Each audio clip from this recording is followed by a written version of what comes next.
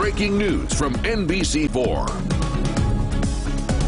So just into the NBC4 newsroom, Columbus Mayor Andrew Ginther has declared a state of emergency for the city in response to the coronavirus epidemic or pandemic sweeping across the world now. He says this order will allow Columbus to continue to operate, protecting city workers and residents. This order requires nearly 1,300 city workers to stay at home. This does not include those working on the front line like police, public health nurses, refuse collectors, just to name a few of those.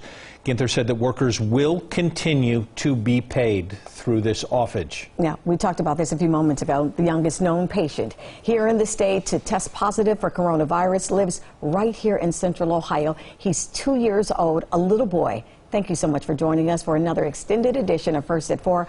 I'm Darlene Hill. And I'm Brad Johansson. We appreciate you being with us. The governor updates the number of Ohioans infected with COVID-19. That number now at 88. More cases appearing in Central Ohio. Our team coverage continues today. Adrienne Robbins has the latest from the governor.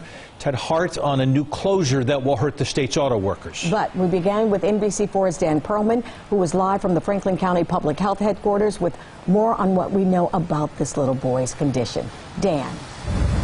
Yeah, absolutely. I can tell you officials here telling me that this is a 2-year-old boy, and as we speak at this exact moment, he is at home and he is resting. I can also tell you, in speaking with public health officials here, this is not a community spread case. The little boy, I'm told, did come into contact with another individual who also tested positive for COVID-19. Officials are not releasing the identities of either patient. Here at Franklin County Public Health, we did discuss how news of a child testing positive may alarm many parents. What do you say to parents who will be hearing this today? It's unfortunate whenever anybody has a case, but especially when a child has a case, because nobody wants their children to feel sick or not feel well. So just to make sure that they are taking those common prevention messages and really doing the mitigation techniques by keeping, children at home as much as possible, playing outdoors, but then limiting some of their interactions with others, making sure you know who they're playing with, and if those individuals are sick, to keep them away and not to continue those interactions. I did ask here if, in fact, that child attended any daycares in the area. At this point, we are still waiting on a response from health officials. Local for you in downtown Columbus, Dan Coleman, NBC4. Dan, thanks so much. As we mentioned at the top of the hour, First at 4, Ohio now up to 88 confirmed cases in the state. That number growing. More restrictions are coming with those numbers growing. NBC4's Adrienne Robbins joining us now from the State House with the latest orders from the governor. Adrienne?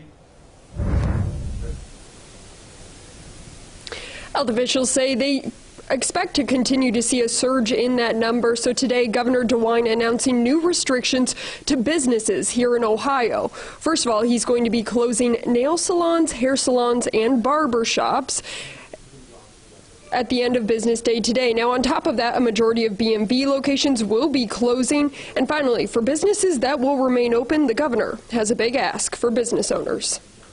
Any business in Ohio, any nonprofit, any other place where employees show up, we are asking them, beginning immediately, to take the temperature of every single employee every single day before they come to work.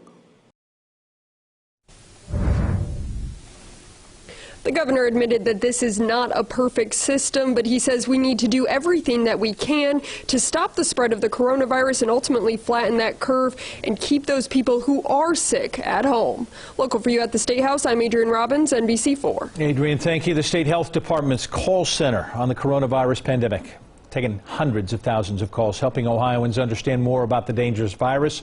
If you have questions, you are encouraged to give them a call, 1-833-427-5634. Big news today from Honda. The company will be suspending production at all of its North American plants, including here in Ohio at Marysville and East Liberty. NBC4 reporter Ted Hart is live at the plant in Marysville with more on this developing story. Ted. Yeah, Honda says this will be a 6-day suspension that will begin on Monday. And the company says while they won't be producing any vehicles, employees will continue to be paid. Honda says that the shutdown is due to an anticipated decline in market demand related to the economic impact of this global pandemic.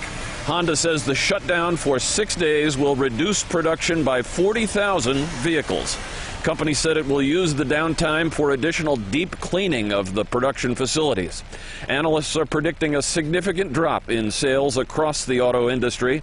At Chapman Ford in Marysville, this year started out great, but owner Joe Chapman says it's clear there are now some tough times ahead, and he expects car manufacturers will soon get very aggressive about trying to move existing inventory by offering big incentives to customers.